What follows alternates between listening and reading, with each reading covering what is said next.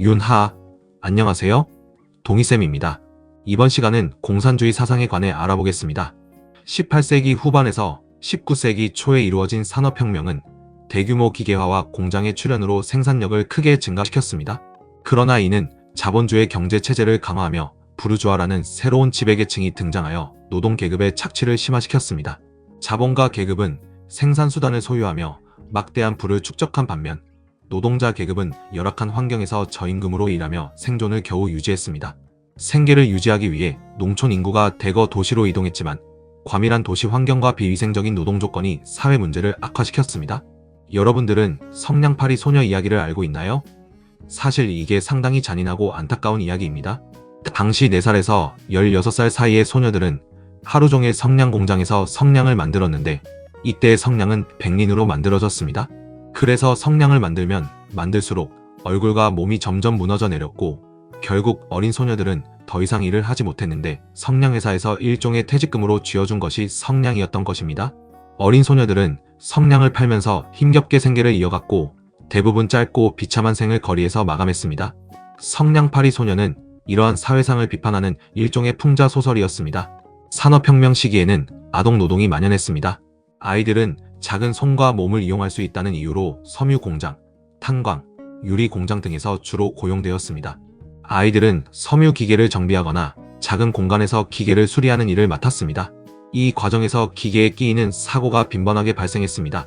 하루 평균 12시간에서 16시간 동안 일했으며 식사는 짧은 휴식 시간에 간단히 해결해야 했습니다. 임금은 성인 노동자의 절반 이하를 받았으며 어떤 경우에는 숙식을 대가로 일을 시키기도 했습니다. 탄광은 산업혁명 시대의 중요한 에너지원이었지만 그곳에서 일하는 노동자의 조건은 극도로 열악했습니다. 노동자들은 지하 500m 이상 깊은 곳에서 하루 14시간을 일하며 질식 위험과 가스 폭발의 위협 속에 있었습니다. 7살에서 10살 사이의 아이들은 어두운 갱도에서 환기를 위해 문을 열고 닫는 일을 했습니다. 갱도는 너무 좁아 아이들이 기어다니며 작업해야 했습니다.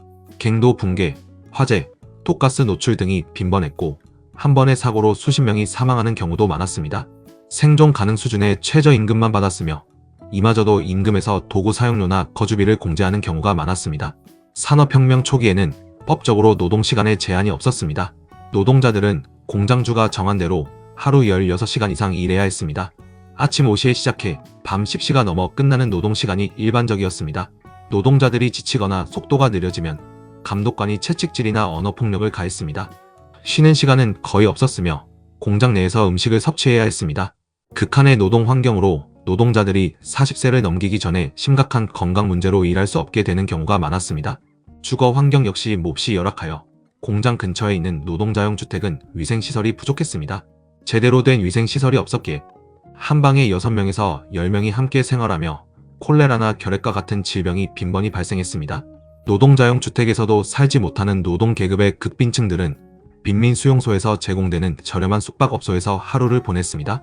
원페니 시섭이라는 서비스는 나무 의자에 앉아 밤을 새야만 했고 눕는 것은 허용되지 않았습니다. 투페니 행오버는 굵은 밧줄에 기대어 잠을 잘 수 있게 하는 서비스입니다. 아침이 되면 로프를 풀어 숙박자들을 강제로 깨웠습니다. 포페니 코피는 나무로 만든 좁고 길쭉한 침상인데 생김새가 마치 관과 닮아서 붙여진 이름입니다. 빈민들에게는 그나마 가장 호화로운 숙박 옵션으로 고려됐습니다. 이때 1페니는 당대 하루 임금의 약 5에서 10% 정도였고 노동자용 주택은 6페니 이상 주어야 1일 임대가 가능했다고 합니다. 대부분의 노동자들의 하루 임금이 약 12에서 15페니였다고 하니 당대의 노동자들은 하루 임금의 대부분을 식비와 주거비로 지출했습니다. 노동자들은 불합리한 노동 환경을 개선하기 위해 점차 조직적으로 연대하여 권리를 주장하기 시작했고 노동조합이나 사회주의 단체가 하나씩 출현했습니다. 이와 같은 분위기에서 자본주의의 모순을 지적한 공산주의 사상이 발생하게 된 것은 필연적이었을 것입니다. 마르크스는 부유한 유대인 가정에서 태어나 어릴 때부터 법률과 철학, 인문학 등 다양한 학문에 종사했습니다. 언론 활동을 하면서 노동자 빈곤 문제와 경제적 불평등에 관심을 가지게 되었고 비판적이고 급진적인 기사를 여러 기고하며 결국 신문이 폐간되기까지 했습니다. 이후 프랑스에서 평생의 동반자 엥겔스를 만나게 되었고 사회주의 운동가들과 교류하며 프롤레타리아 혁명에 대한 사상을 구체화했습니다. 반평생 가난하게 살았던 마르크스는 생계 유지를 위해 글쓰기에 몰두했고 엥겔스의 후원을 받으며 근근히 살아갔습니다. 이러한 이유로 마르크스가 자본론이라는 책을 저술할 때 그의 어머니가 자기 재산도 관리를 못하는 녀석이 자본을 분석한다면서 안타까워했다는 일화가 있습니다. 말년에 이르러서야 유럽 전역으로 책이 잘 팔리고 주식 투자에도 성공하며 경제적으로 풍요로워지며 여유있게 살게 되었습니다. 마르크스는 헤겔의 변증법을 기반으로 유물론적 역사관을 통해 공산주의의 시대가 올 것을 예견했습니다. 유물론적 역사관은 인간 사회의 발전이 물질적 생산 방식에 의해 결정된다는 관점입니다. 마르크스에 따르면 사회는 경제적 생산 방식으로 구성되는 토대와 각종 사상, 정치, 문화, 종교, 문화와 같은 상부 구조로 이루어져 있습니다. 인간 사회의 기본 토대는 물질적 생산 활동이며 어떻게 생존을 위해 자원을 생산하고 분배했는지가 사회 발전을 이루는 핵심 요소입니다. 이에 따라 역사는 생산수단을 지닌 자와 지니지 못한 자와의 계급투쟁으로 이루어져 왔습니다. 가령 노예제 사회에서는 주인과 노예, 봉건제에서는 영주와 농노, 자본주의에서는 자본가와 노동자 간의 대립이 바로 주요한 계급투쟁입니다.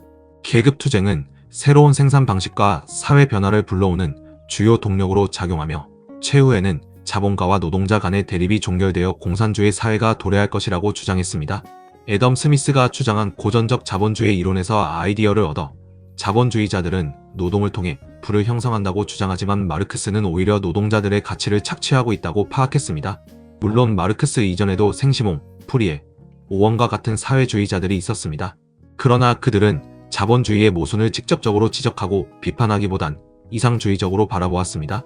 즉, 인간의 도덕적 타락으로 인해 노동자들의 빈곤 문제가 발생했으므로 협동마을이나 팔랑스테르와 같은 이상적인 공동체를 설계하여 모두 조화를 이룰 수 있다고 파악했던 것입니다. 그러나 마르크스는 이들을 공상적 사회주의라고 비판하며 자신의 공산주의 사상은 과학적으로 자본주의를 분석하고 비판하여 노동자 계급의 혁명을 이룰 수 있다고 주장했습니다. 앞서 설명했듯이 마르크스는 물질적 생활 양식이 사회적 삶의 양식을 결정한다고 주장하며 노동의 외연을 넓힙니다. 노동은 인간의 본질을 실현하고 역사를 형성하도록 만듭니다. 우리가 자연물에 노동을 가하여 밭을 일구고 채소를 수확하며 가족들을 먹여 살리면서 가장으로서의 자부심을 느낍니다. 발전된 비료, 발전된 농기구 등으로 점점 농사짓는 방법도 자본짐약적 형태로 바뀌어갑니다. 마르크스는 노동 방법의 변화에 따라 역사도 진보해 나간다고 간주합니다. 즉, 노동의 발전에 따라 원시 공산사회로부터 고대 노예 사회, 중세 봉건 사회, 근대 자본주의 사회, 그리고 사회주의라는 과도기를 거쳐 최종적으로 미래 공산주의 사회가 도래한다고 보는 것이죠. 옷을 만드는 장인을 가정해 보겠습니다. 이 사람은 원단을 가져오고 원단을 일일이 수작업으로 염색하고 적절하게 사이즈를 맞춰서 봉제하는 모든 과정을 총괄합니다. 하나하나 만드는 과정은 오래 걸리겠지만 그로 인해 나오는 옷은 매우 훌륭한 퀄리티를 지닐 것입니다. 그런데 어느 날 어떤 사람이 대규모의 토지를 매입하고 거기에 옷 공장을 설립할 계획을 세웁니다. 옷 공장에 취업한 노동자들은 옷 만드는 장인에 비하면 실력이 매우 부족합니다. 그러나 그들은 각자 업무를 분업화하여 하나의 일만 반복해서 행합니다.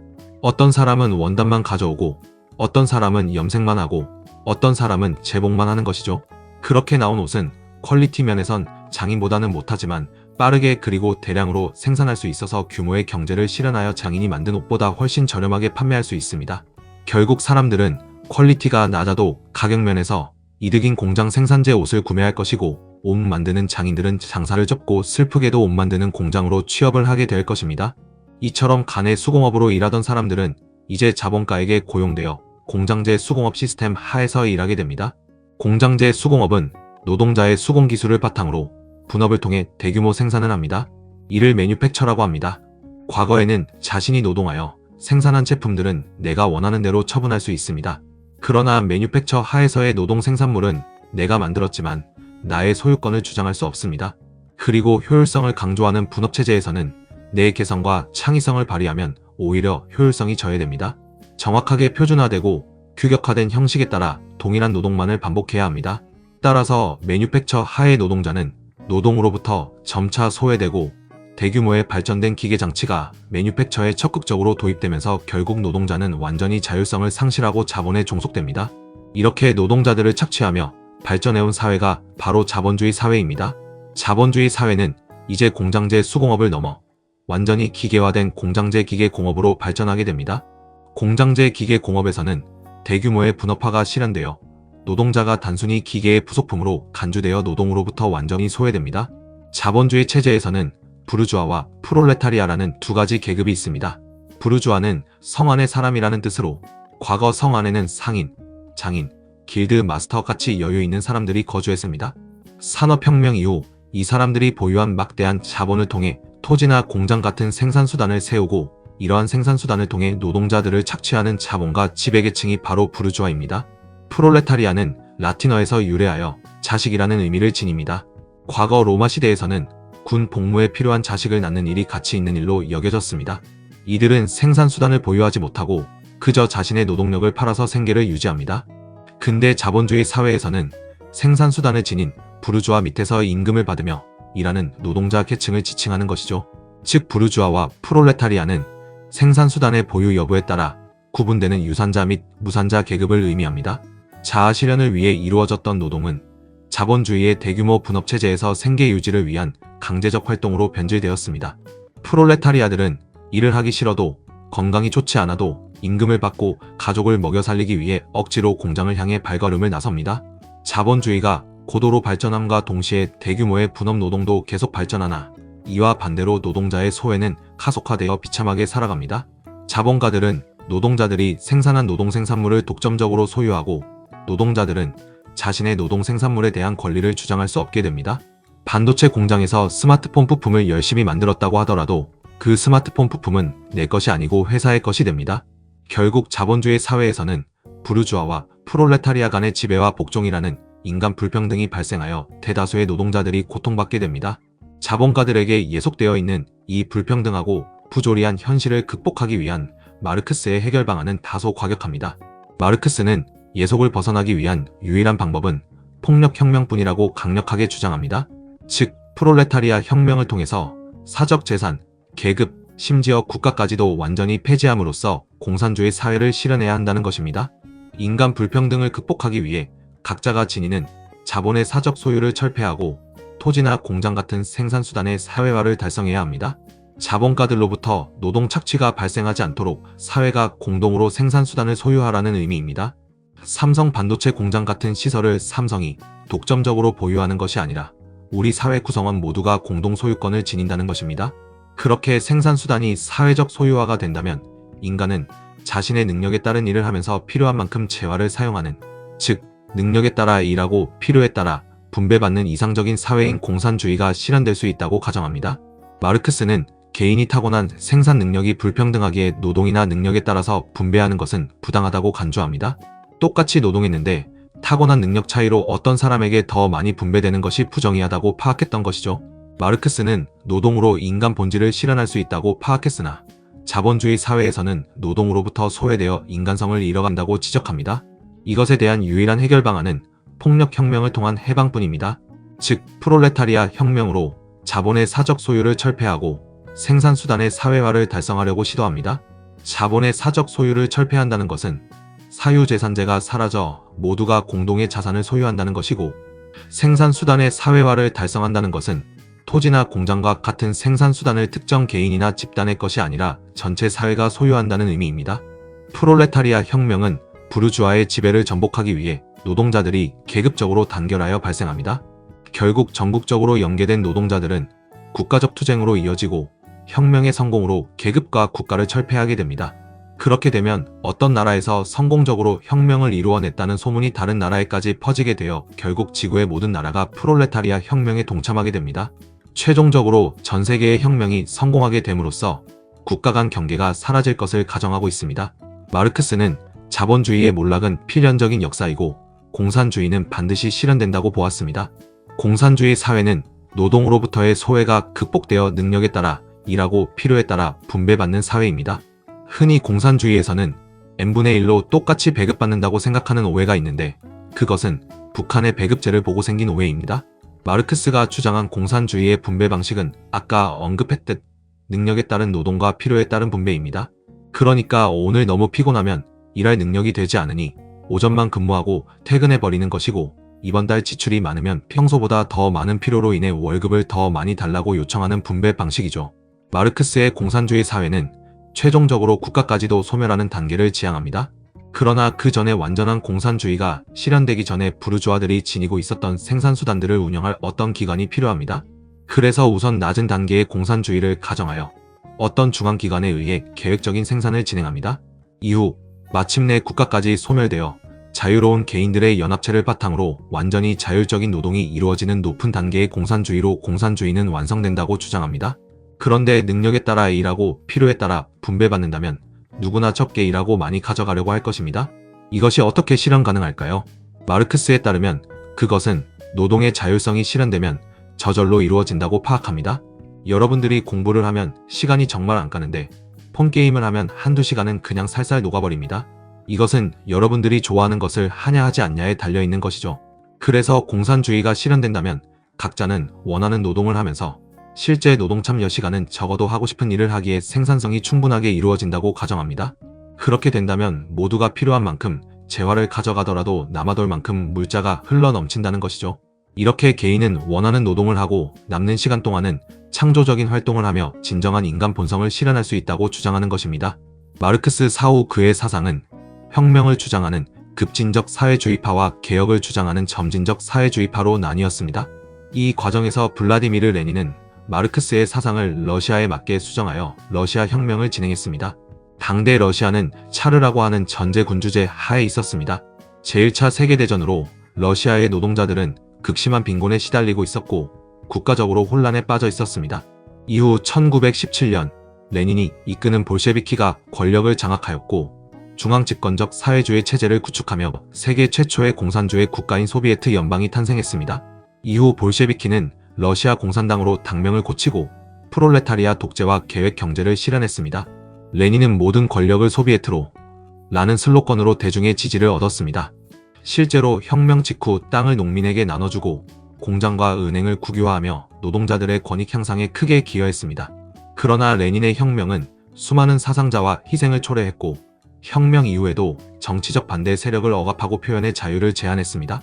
이후 레닌의 후계자로 등장한 스탈린은 공산주의를 강력한 독재 체제로 전환하였습니다. 스탈린은 집단 농업화와 대규모 산업화를 추진함과 동시에 반대파를 숙청하여 정치적 억압을 강화했습니다. 강력해진 소련의 영향력 아래 수많은 동유럽 국가들이 공산주의 체제로 전환되었고 중국, 베트남, 쿠바 등에서 공산주의 혁명이 이루어졌습니다. 이렇게 미국을 중심으로 한 자본주의 진영과 소련 중심의 공산주의 진영 간의 대립이 심화되며 냉전시대가 도래했습니다. 공산주의의 붕괴는 소련의 붕괴로 야기되었습니다.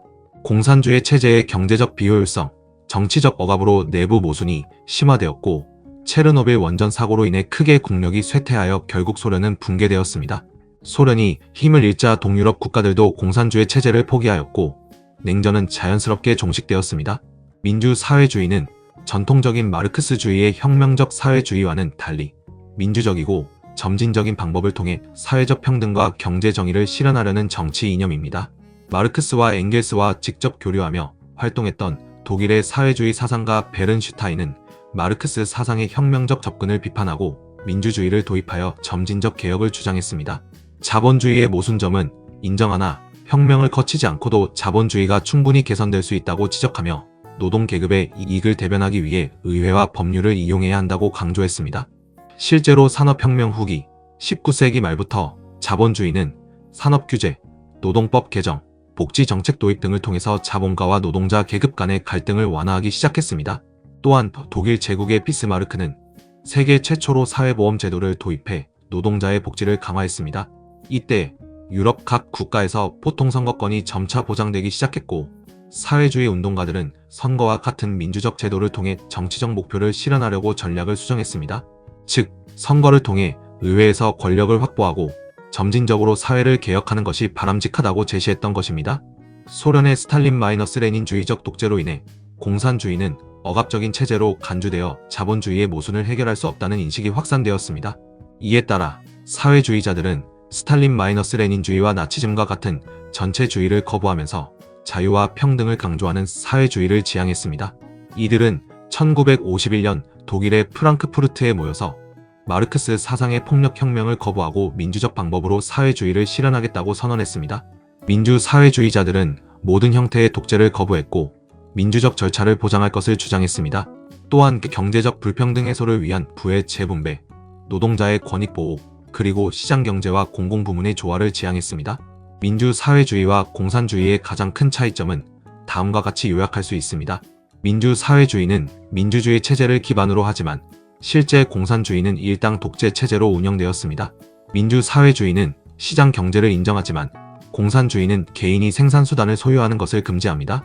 프랑크푸르트 선언은 자본주의와 공산주의의 양극단이 아닌 제3의 길로 인식되었고 유럽 좌파 정당들의 대중적 지지를 받게 되었습니다.